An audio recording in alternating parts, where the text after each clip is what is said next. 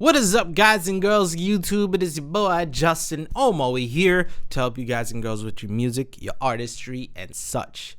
Right now, today I want to talk to y'all about the EQ plugins that I use in my mixing and mastering and why I use them.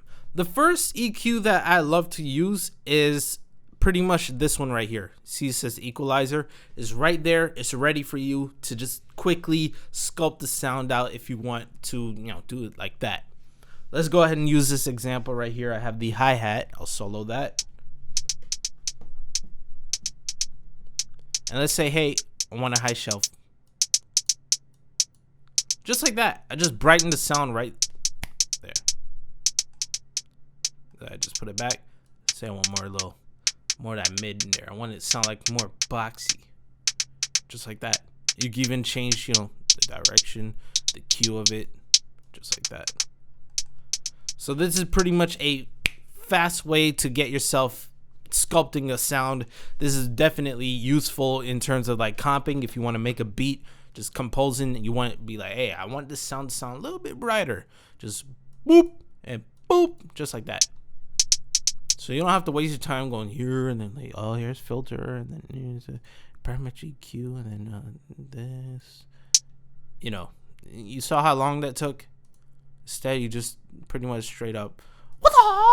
The only downside about this EQ down here is that it is the last after all these plugins are used. Then the EQ is applied, unless, let me see, put pre on. Nope. So even if you do have preset on the input right here, which honestly it shouldn't do it, the EQ is always last in terms of after these effects. So that's the only downside to that. So do keep this in mind when you do want to go later in depth with the mixing. But if you want something quick, just use this right here, sculpt it out the way you like it, and then do your dues. Since I have this open, let's talk about the next plugin. Actually, let's go. No, we'll stay on this one. Next plugin right here is FL Studio's very own Fruity Parametric EQ2. What makes this plugin very, very useful is the fact that, it lets you go in depth with the sound and be able to change the way the sound sounds very precisely. Whereas with other EQs, which I will show you right here, like this, pretty much like what you would see on this hardware. By the way, if you need mastering, hit your boy up. I got the professional shit. Hit me up for mastering, only $100, and it will improve your song. If you have a beautiful mix, don't screw yourself over and go to shit like eMastered and screw up yourself. AI doesn't know what the humans feel. Yeah, some EQs, like, you only have like a fixed amount here. With this, with the parametric EQ, look at the hertz right here. Look at all the hertz, man. You going anywhere and you can let go and look. I need water. You want like 603. You got 603. Not only that, you're able to change the cue of the sound, or the the bandwidth, like there. So you could like pinpoint sounds you don't like. So for example,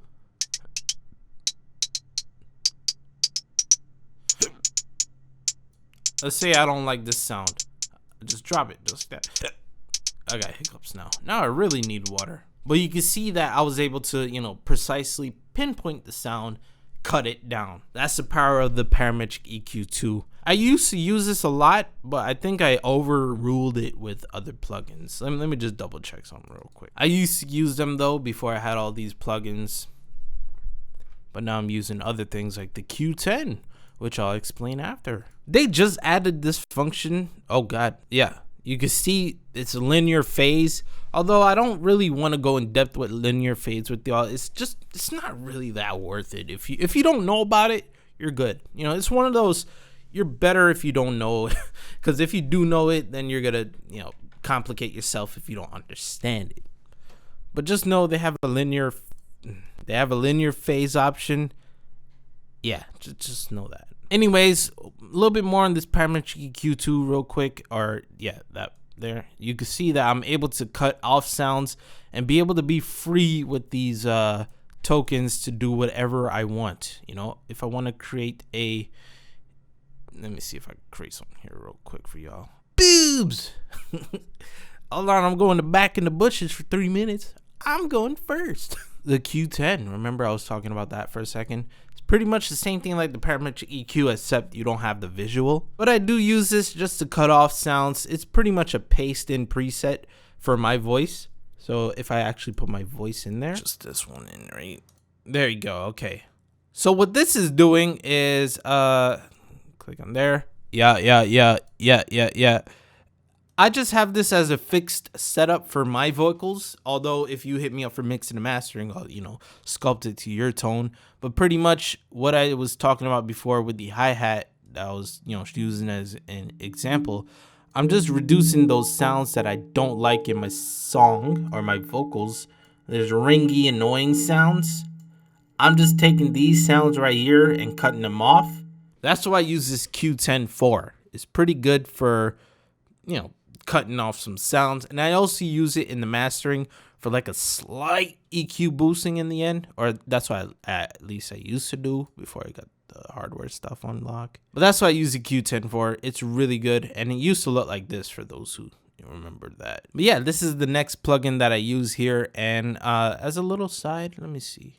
Yeah, look at that. So it does have a left and right independent EQ. As you see here, I'm playing with it. So I'm only changing the left side there. And if I take the right side, I'm changing just the right side. And I could do this with whatever I want. I do what I want. Since we're in the vocals, let's just go ahead and talk about the rest of them in the line, which is probably just like one more. Yeah, right here. This buddy right here. This is the next one that I use. Oh. Right here. This is the SSL channel, the Solid State Logic channel. It's a channel strip for your voice. It has the EQ and the compression. This might be a little bit too much here, but let's see. So this is how it sounds without the EQ. And then this is what it sounds with the EQ on. If I were to put this just a little bit back up. So yeah, this is how I sound without it. With it, it's just some EQ knobs in the SSL style and fashion, as well as with its analog option on, just to give it a little bit more But this is what I use to sculpt my voice mainly. I don't use this on things like a snare. Well, you could use it on a snare and a kick, but I don't really use it too much like that. So it's pretty much a 4-band EQ, parametric EQ, but without the visual looks of it. It's pretty much like the SSL. So if you understand the numbers and what kilohertz they are and hertz and all that, you'll be able to translate this just fine. But that's pretty much all the EQ I use in the vocals alone there. There is another EQ that I use with the SSL. So if I were to go back to this beat, you can see I got a snare. I got a snare like you don't cur. I go to waves, stereo. I'm gonna go to EQ. This one right here is called SSL EQ. This is, hey, that's mine. That's not mine.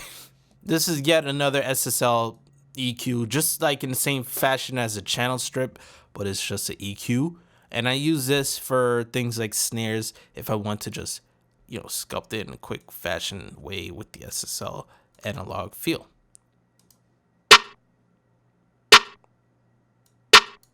A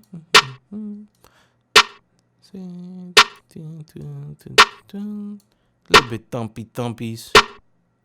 It even has a what you call it, inverse polarity, reverse polarity, if you need it. But yeah, this is another EQ that I do go to, and I think there's just one more EQ that I use.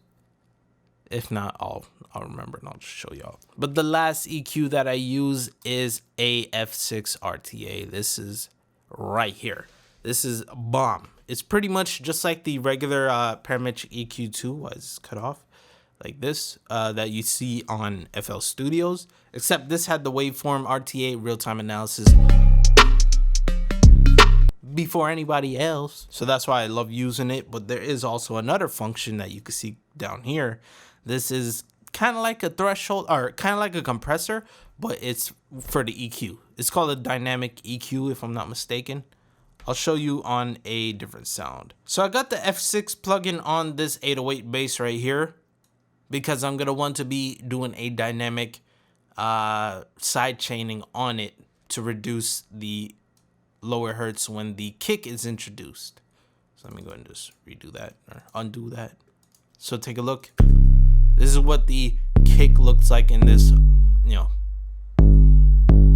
EQ. I could change it up if I want, make it look a little bit, more or thicker like this if you want a more close up look.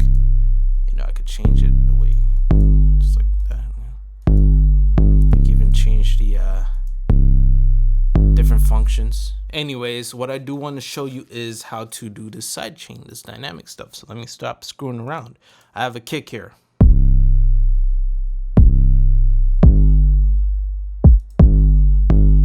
So hopefully you can tell the difference. I'm gonna sidechain this just like that. And if I go into the properties right here, go this, go auxiliary in. Hey, what? Hold on, wrong way. Damn, I'm a little rusty, huh? There you go. Now, if I were to say, let's take band 2, right? If I change the source to the side chain, and I'm actually gonna look at the kick here. This is the kick sound on the 808 EQ. So we can see the kick is taking the 60 hertz. So I'm gonna just go right here and tap 60. And I'm gonna put this to external as well. Now, anytime the kick is, doing its kick, we see it here on this threshold knob. So we say, hey, 21, right there. Anytime the kick goes past this threshold, it activates the range here. So if I lower down the range, you're gonna see what happens. So you see that? Depending on how strong you want the range, you can even boost it. And you could definitely tell with the 808 there, right? But in this case, whenever the kick comes out, we want to hear the kick.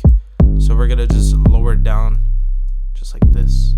And I could just play around with this a little bit more if I want, like.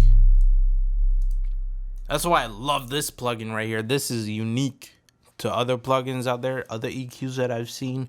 This has a dynamic mode to be able to, react on different sounds. I do use this emo Q sometimes. This is when I want some left and right independence, just because it's like it's there real quick. So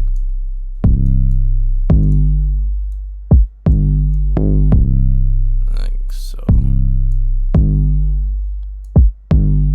So you got some independence there. I use that on some sounds that just needs to have a stereo image because it just feels so flat. I also use it to help rebalance sounds if they stick out a little too hard. Sometimes, like some people just guitars, what the hell? That's actually pretty much all the EQs that I would use for the mixing. Now, in terms of mastering, it's pretty much the same thing that I used to use. Let me see if I still got it. So you can see right here in the mastering, I just use a Q2. And in this case, it's a fixed situation again, where I just cut off 20 hertz, it rolls off. And then around 18,000 right there, it just rolls off down there. Yeah, you can see here at the end, I have the Q10 as well. Like I said, for just that slight little changes, I have that little bias there that I like. But yeah, if you want to just change it after you do all the other processes, that's the only one I use. So yeah, that's really all the EQs that I use for the mastering. Now, in terms of the hardware EQ, I mean, I can't really show you this that well. In terms of hardware, I only have 2 EQs. I have a Behringer. This is a stereographic EQ, as well as the Solid State Logic Fusion for the Violet EQ circuit. So this is pretty much a 2-band token there for a low and a high shelf to boost up or reduce your lows or highs if you want thump and sheen. And the Behringer EQ I use as a mid-side EQ. So here's the middle of the sound, and then this would be the sides of the sound if you want to adjust it.